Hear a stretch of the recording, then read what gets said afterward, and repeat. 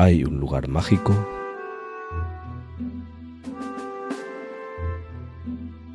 donde el río se convierte en ría y después en mar, y en el que el agua es la vida.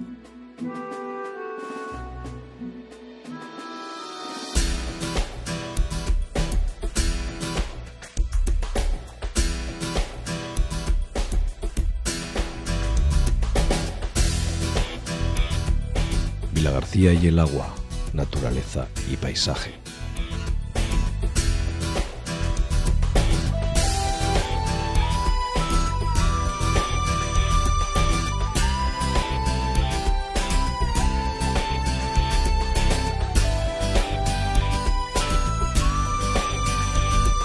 Vilagarcía y el agua, trabajo y riqueza.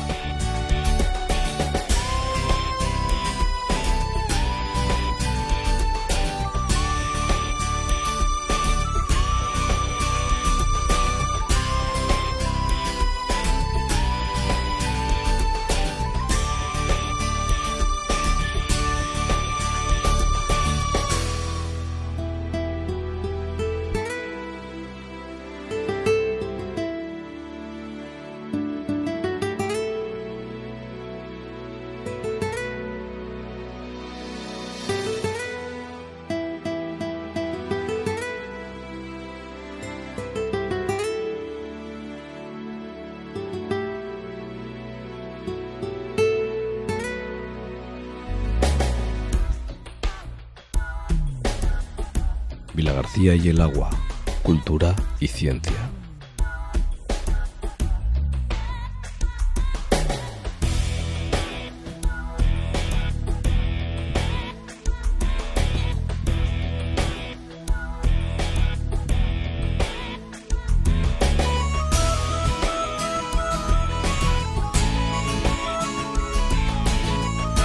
Vilagarcía y el agua, fiesta y ocio.